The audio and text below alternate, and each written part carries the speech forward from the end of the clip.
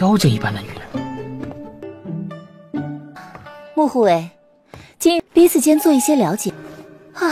累了一天，你应该做什么？自然是你来做，在里面。不是那么好换的，我晕了。天宝阁的消息向来灵通，还有个名叫谢清的般的寻找暮云。我岂会不认识？都是师傅安好。3天后就比试了。Halo semuanya, selamat datang di Ruang Film. Bagaimana kabar kalian semua? Semoga selalu sehat dan baik-baik saja.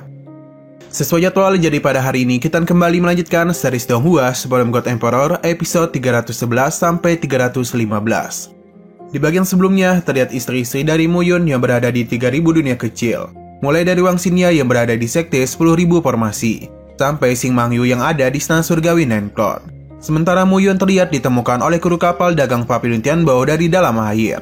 Oleh karena Muyun nampak masih belum meninggoy, Muyun pun dirawat di sana. Hingga 1 bulan kemudian, dia pun akhirnya mulai tersadar dan pulih sepenuhnya. Setelah itu Muyun ditawari oleh Baoling untuk menjadi pengawalnya, dengan bayaran 10.000 kristal roh kelas rendah setiap bulannya. Baru saja menjadi pengawal, kapal dagang ini langsung mendapatkan gangguan dari beberapa elang harimau tulang putih. Selain itu mereka juga kedatangan oleh seorang pria yang berasal dari Pulau Tianlun bernama Lun Wuchang. Scene berlanjut di kapal dagang Papillon Tianbo. Nampak Muyun dan Baoling sedang masuk ke ruangan kamar Baoling. Di sana Muyun menjadi begitu canggung karena harus berada di dekat Baoling yang sedang mandi. Baoling pun berusaha meluruskan kalau Muyun hanya berada di sekitarnya saja agar selalu dapat menjaga dirinya. Selepas mendengar ucapan Baoling, Muyun mulai menunggu di ruangan belajar Baoling yang cukup dekat dengan kamarnya. Selagi menunggu Baoling sedang mandi, Muyun beranggapan kalau Baoling sebagai pemimpin Papillon Tianbo bukanlah orang yang sederhana. Pasalnya, Baoling begitu berani membawa orang yang baru ia kenal seperti Muyun untuk masuk ke dalam kamarnya. Selain itu, Muyun berpikir bahwa dalam waktu dekat ia tak akan bisa kembali ke Gunung Pedang Surgawi. Jika Muyun kembali ke sana, maka ia akan menjadi penyebab diserangnya Gunung Pedang Surgawi oleh Istana Surgawi Nine Cloud. Muyun justru memutuskan untuk tetap bersembunyi di balik Papillon Tianbo. Dan bersembunyi di sini, maka Muyun akan lebih mudah mencari tahu tentang Xing Mangyu dan Wang Xingya. Terlebih lagi keberadaan Wang Wusheng, Xiao Hei, Mu Xingyu dan yang lainnya juga belum ditemukan. Selang beberapa saat selesai Baoling mandi, ia langsung menghampiri Muyun dan mengajaknya berbicara. 妖精一般的女人。穆护卫，今日彼此间做一些了解。累了一天，你应该做什么？ Pada saat itu Baoling nampak sedang berusaha menggoda Muyun dengan menyuruhnya untuk memijat kaki Baoling. 错，自然是你来做，在里面。不是那么好换的，我晕了。 Sewaktu Muyun memijat kaki Baoling, ia sama sekali tak tergoda sedikit pun dengan pesonanya. Hal demikian membuat Baoling merasa takjub dengan kematangan mental Muyun yang jauh melebihi pemuda-pemuda seumurannya. Bahkan ketika Baoling kembali mencoba menggoda Muyun, dia itu dan tegas menyuruhnya agar jangan mencoba-coba melakukan hal yang tidak-tidak. Oleh karena Muyun tidak senang digoda, Baoling pun mulai membahas hal lain dan mengatakan kalau sebenarnya ia tidak peduli jika Muyun yang menjadi pengawalnya sekarang adalah Muyun yang sama dengan Muyun yang berada di daftar Fate of Heaven. Namun Baoling menyuruh Muyun untuk melakukan beberapa tindakan penyamaran. Baoling kemudian menunjukkan dan memberikan sebuah topeng yang terbuat dari saripati binatang suci tingkat 5, yaitu jangkrik langit. Topeng itu tidak hanya dapat membuat Muyun tidak terlihat, tapi juga mampu mengubah aromanya. Bahkan seorang praktisi ranah peri tingkat 10 sekalipun juga tak akan bisa mendeteksi Muyun jika Muyun mengenakan topeng tersebut. Kemudian Muyun merasa penasaran mengenai alasan mengapa Baoling tetap berani membiarkan dirinya tinggal di Papillon Tianbo. Padahal Baoling sudah mengetahui identitas Muyun yang sebenarnya. Sekalipun semua orang takut dengan Istana Surgawi Nine Cloud, Baoling mengaku sama sekali tidak takut terhadap istana itu. Ia menjelaskan kalau Papillon Tianbo telah banyak berbisnis di 3000 dunia kecil. Jika Papillon Tianbo kehilangan Istana Surgawi Nine Cloud, maka Papillon Tianbo hanya akan mengurangi sedikit keuntungannya saja. Dengan kata lain, yang hanya merasa kehilangan nanti bukanlah Papillon Tianbo, melainkan Istana Surgawi Nine Cloud lah yang akan kehilangan rekan bisnisnya. Mendengar keberanian dari Baoling, Muyun pun mencoba berterima kasih kepadanya karena mau membiarkan Muyun untuk terus bersembunyi. Kemudian Baoling memberitahu kalau Papillon Tianbo akan memasuki perairan wilayah selatan untuk mengupayakan kerjasama dengan Pulau Tianlun. Sebelumnya mitra kerja Pulau Tianlun adalah Aula Lanjin secara berturut-turut. Namun beberapa hari terakhir, Pulau Tianlun sering menghubungi Pavilion Tianbao untuk ajakan kerjasama. Boling mengaku merasa ada sesuatu yang mencurigakan dari ajakan Pulau Tianlun, sehingga Boling meminta Muyon untuk membantunya menyelidikinya secara diam-diam. Selain permasalahan itu, Boling juga meminta Muyon untuk menyelidiki Pulau Kusa. Pasalnya, beberapa hari terakhir, Boling sering mendengar mengenai sesuatu yang tidak biasa terjadi di Pulau Kusa di antara 72 pulau. Boling menjelaskan bahwasannya Pulau Kusa didirikan oleh Venerable Shu yang sekarang telah menghilang. Dulu Pulau Kusa merupakan pulau nomor 1 dari 70 pulau yang ada. Tetapi Pulau Kusa mulai turun karena menghilangnya Venerable Shu bersama dengan kitab darah abadi miliknya. Dan sekarang penguasa Pulau Kusa adalah Ku Yuxing yang dulunya adalah seorang tuan muda. Mendengar nama Ku Yuxing, seketika Muyon menjadi sangat terkejut sekaligus teringat dengan Su Xiao. Muyon kemudian beranggapan kalau Su Yuxing adalah adik dari Su Xiao. Dan kata lain mereka berdua adalah dua bersaudara. Boling kembali memberitahu kalau dulu Venerable Shu mampu menguasai dunia karena reputasi yang ditinggalkan oleh saudaranya yang dipanggil Yang Mulia Yun. Pada 10.000 tahun yang lalu, Yang Mulia Yun telah terhabisi di dunia besar, sehingga Venerable Shu pergi untuk membalas dendam dengan kitab darah kuno. Akan tetapi Gunung Xuankong mengambil keuntungan dari situasi tersebut untuk menyerang Venerable Shu. Sedikit informasi, Venerable Shu yang dimaksud sebelumnya adalah Su Xiao, sedangkan Yang Mulia Yun adalah Muyon sendiri. 是万年的老历史了。现在是话说回来，那位云尊者转世投胎来的吧？而是他重生而来的。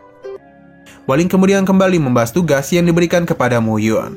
Ia menjanjikan sesuatu yang besar jika Muyon bisa mendapatkan Pulau Kusa sebagai basis Pavilion Tianbao. Setelah itu, Boling pun mulai pergi ke kamarnya untuk beristirahat dan meninggalkan Muyon begitu saja.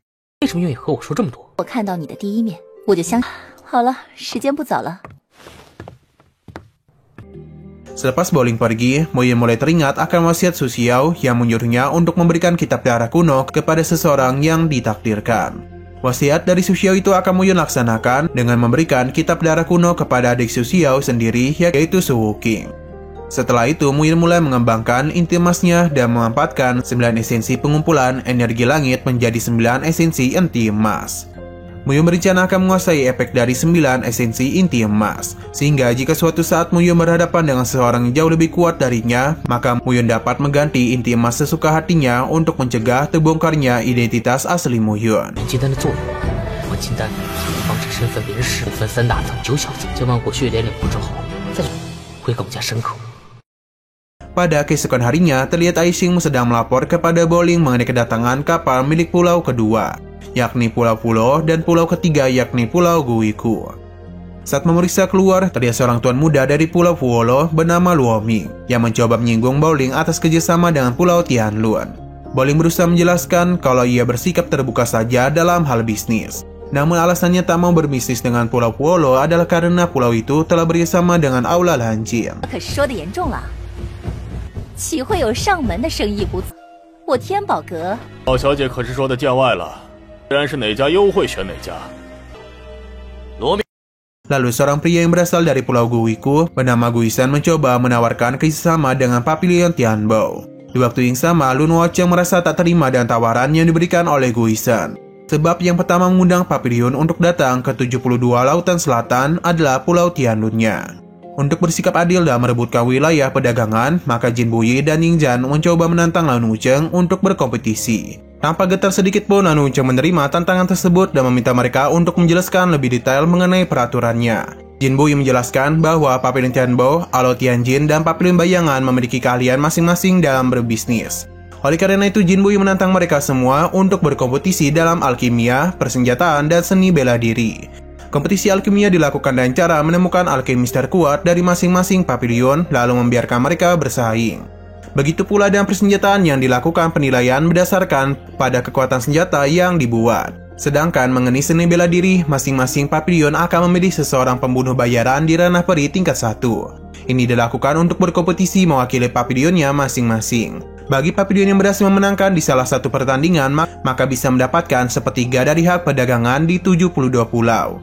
Namun jika berhasil memenangkan ketiga pertandingannya sekaligus, maka mereka yang menang mempunyai hak untuk memilih semuanya di 72 pulau. Sehingga dua pihak lainnya yang kalah tidak dapat lagi mengganggu perdagangan di 72 pulau. Jika terciduk mencoba mengganggu, maka mereka akan langsung dihabisi.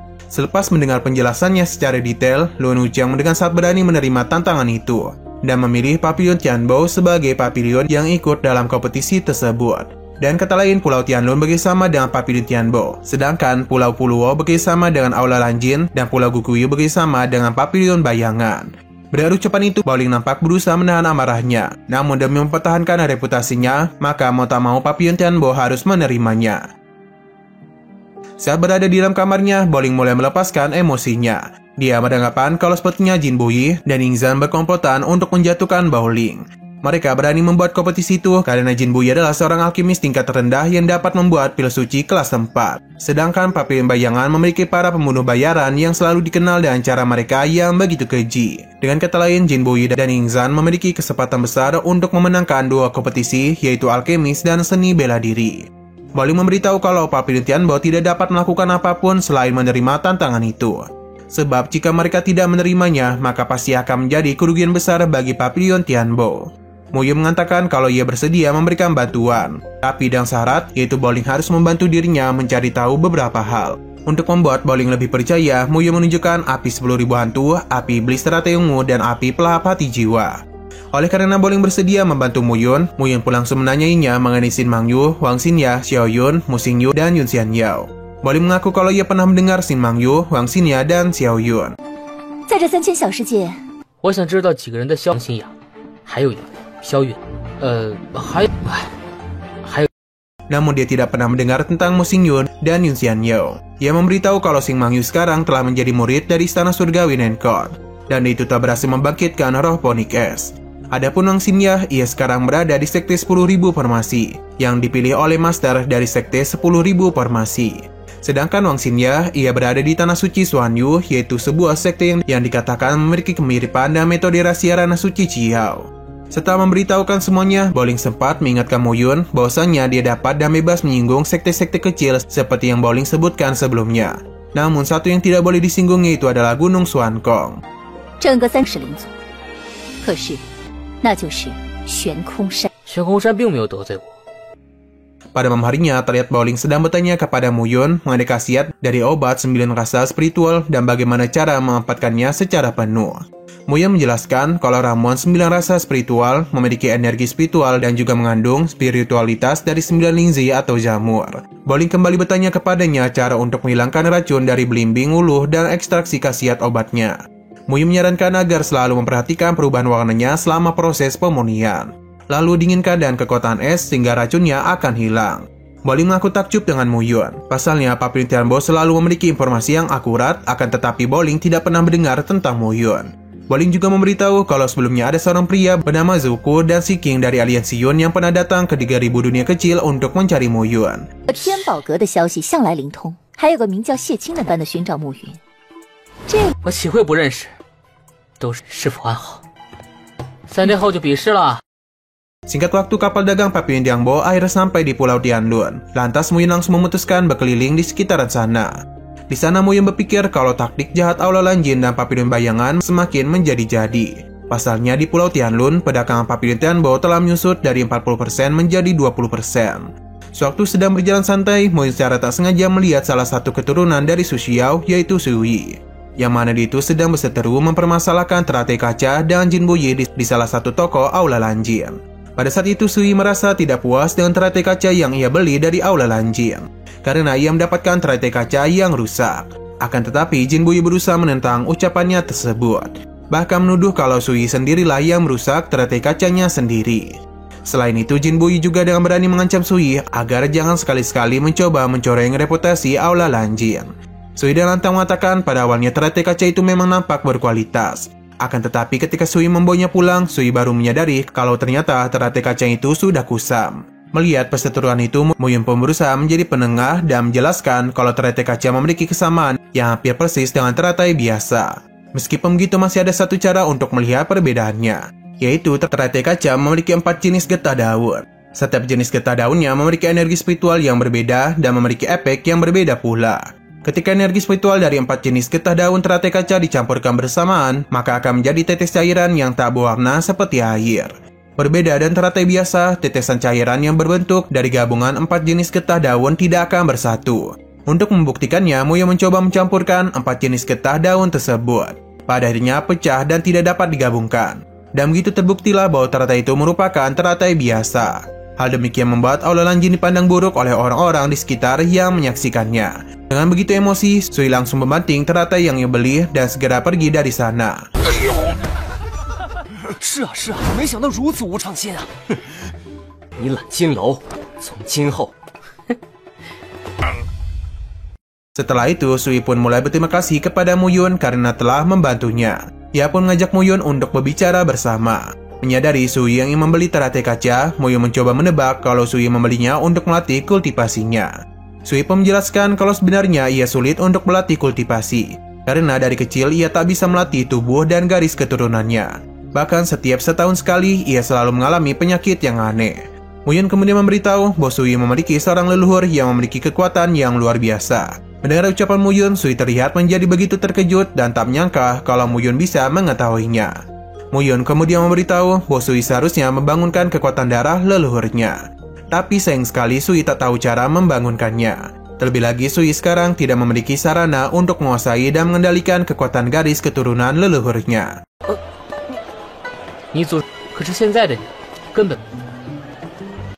Muyun kemudian menyampaikan kalau ia akan membantu Sui dan mewariskan sebuah harta karun kitab darah kuno dari leluhurnya.